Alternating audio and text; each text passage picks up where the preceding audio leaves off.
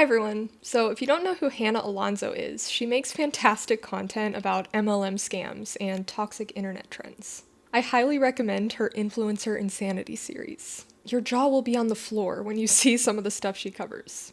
Anyway, she's made a few videos critiquing the extreme levels of consumerism among influencers. So in a more recent video, she decided to critique the opposite end of the spectrum, which is what she perceives as anti-consumerist extremism, or underconsumption core taken too far.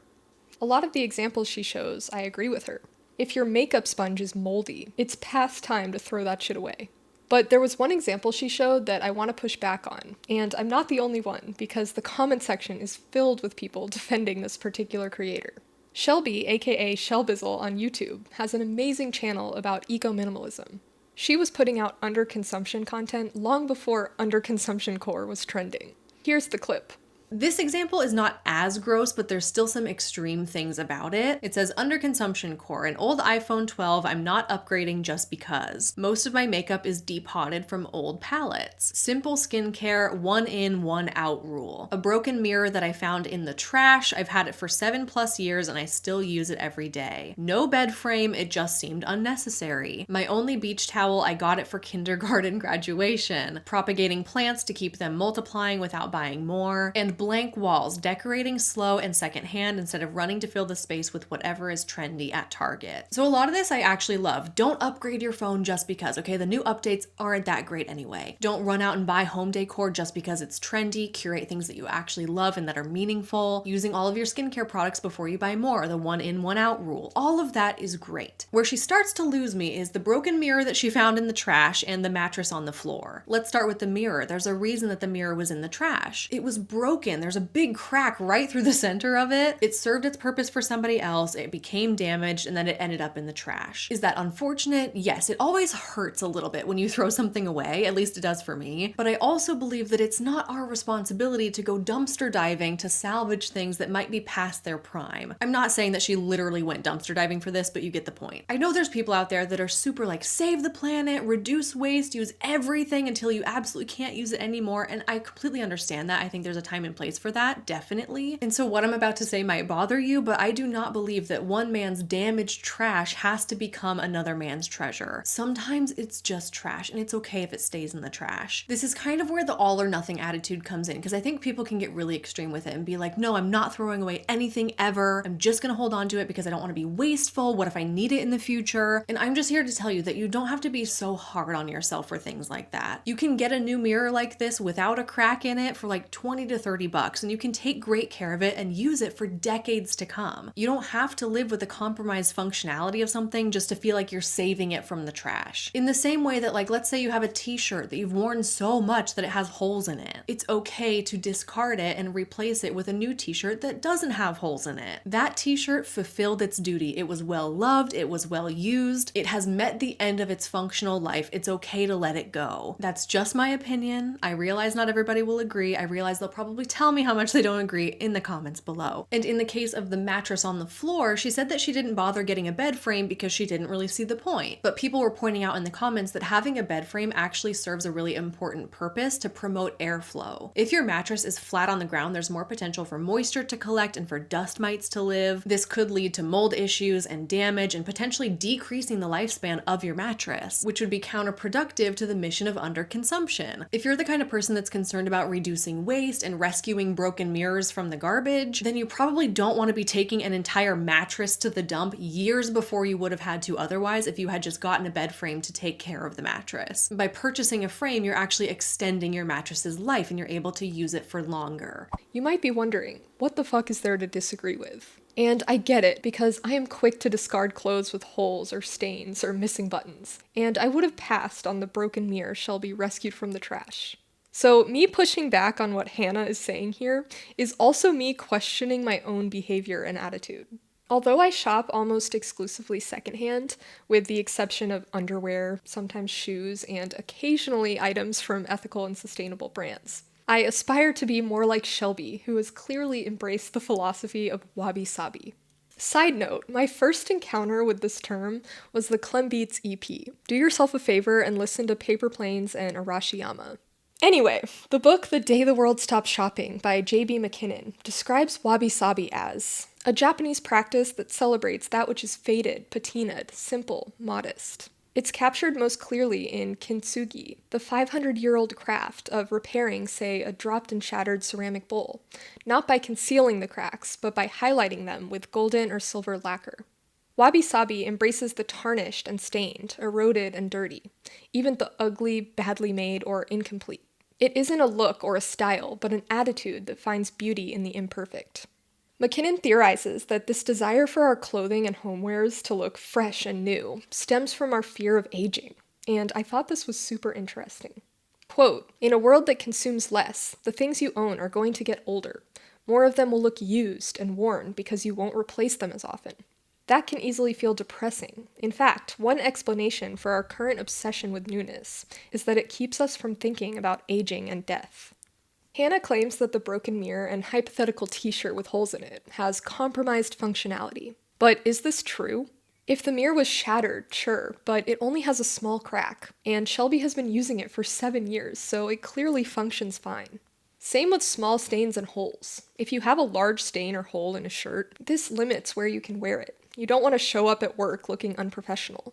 But a pair of running shorts with a peeling logo, something that bothers me aesthetically, still function just fine. Am I really justified in throwing them away simply because they look old? Think about how women in the entertainment industry fear being discarded at the first signs of aging. A healthy 45-year-old woman has no loss of functionality in her singing or acting abilities, only a loss of beauty from visible wrinkles. Obviously, objects are not sentient beings, but the point still stands that aesthetic defaults do not imply compromised functionality. Another point to consider is that underconsumption is relative. A lower middle class American today lives in relative luxury compared to a lower middle class American 100 years ago.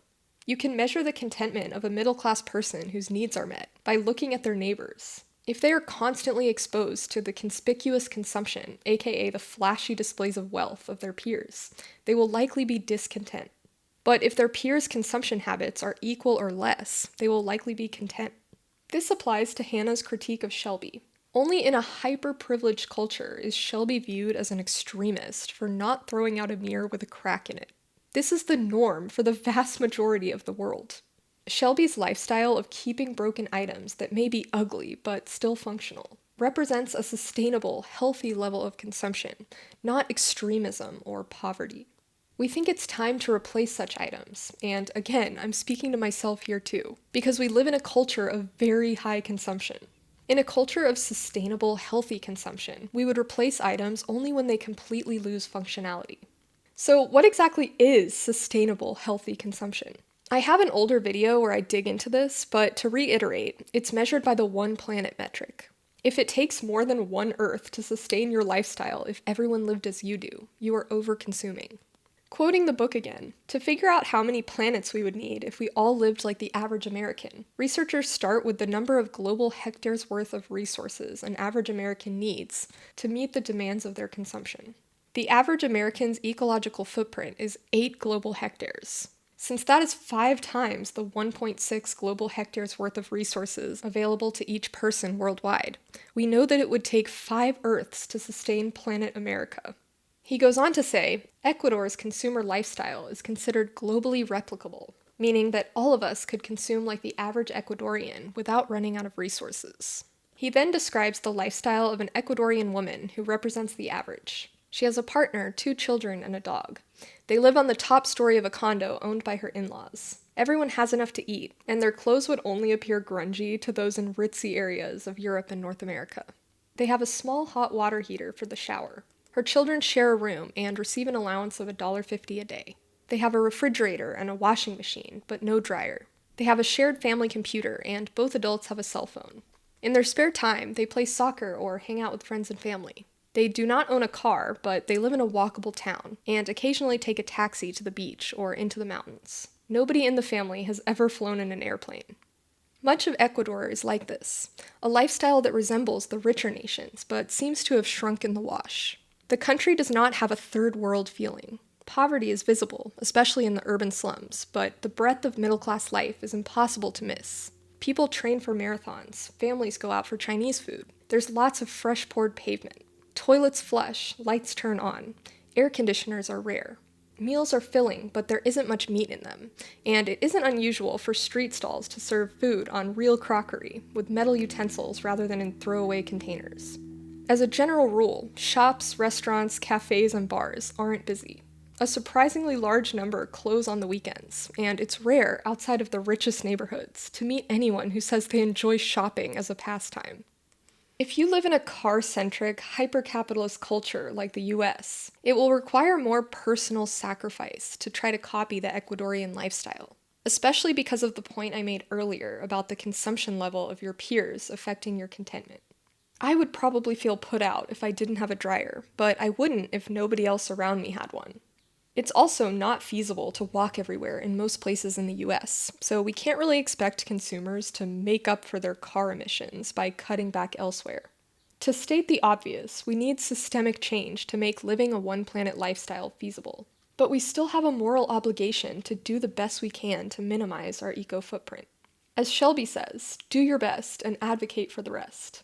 I am not a perfect environmentalist, okay?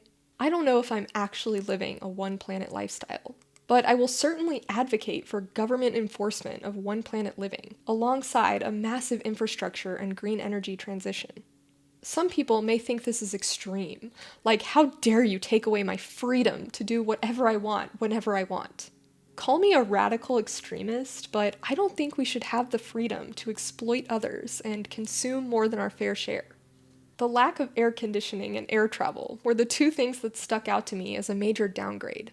But I think that transitioning to renewable energy would allow for a slightly upgraded lifestyle that includes air conditioning in moderation, and even the occasional flight. This calculation is based on the present world, not a more technologically advanced future, so there's room for a bit more luxury than described here if you factor in improved energy efficiency. I also have to mention, as a child-free person, choosing not to have children gives you more leeway in your consumption. My consumption stops with me, so perhaps I can justify replacing damaged but functional items, like the athletic shorts with the ugly peeling logo. Perhaps not though, since I have 2 decades of overconsumption to make up for. If you want children though, you have a greater obligation to practice wabi-sabi. We hear all the time, becoming a parent requires sacrifice. It's true, and this applies to your carbon allowance because you're creating more consumers. People don't want to hear it, but if you're not willing to live like the Ecuadorian family described earlier, don't have kids. And if you want a healthy planet for your kids, as I'm sure you do, you shouldn't be mad at me for saying this. I suppose the real test would be to poll Ecuadorians and see if they would keep the cracked mirror or throw it away. But I think it's fair to assume that they practice wabi-sabi. We have to be very careful with this mentality, though, because it can easily venture into the territory of what's called moral licensing. This is the tendency to use good behavior to justify bad behavior. Since we don't have a literal calculator to know precisely what our individual carbon allowance is, it's best to just adopt a general attitude and practice of reducing as much as we can without losing our sanity. McKinnon warns of the rebound effects of making greener choices. Quote, even people who make deliberate efforts to go green typically make less of a difference than they imagine, no difference at all, or even worsen their impact on the environment. He gives the example of a person who adopts a vegan diet who then feels justified in taking more trips by airplane. Another example that comes to mind is cranking up the AC after installing solar panels. I'm not saying I'm perfect or that I never engage in moral licensing, but I do think I fall into the category he describes as experiencing a spillover effect instead of the rebound effect. To quote McKinnon, in a spillover, people who choose to go green in one facet of their lives end up making further green choices. They drive less, then start eating vegetarian meals too. They stop shopping and then are inspired to also turn down their thermostat in the winter and wash their clothes less often. What's more, they generally do not feel that these actions sacrifice their quality of life. After I went vegan, I quit buying fast fashion, and then I cut my plastic consumption, although I'm not where I want to be in that regard. It wasn't until I read this book that I started to question my AC consumption, as I discussed in my last video. Obviously, throwing away a cracked mirror is very far down on the list of environmental crimes, but I hope this video helped you rethink your consumption habits a little bit. Thank you so much for watching. Please give this video a thumbs up. And seriously, go subscribe to both Hannah and Shelbi. Alright, peace out.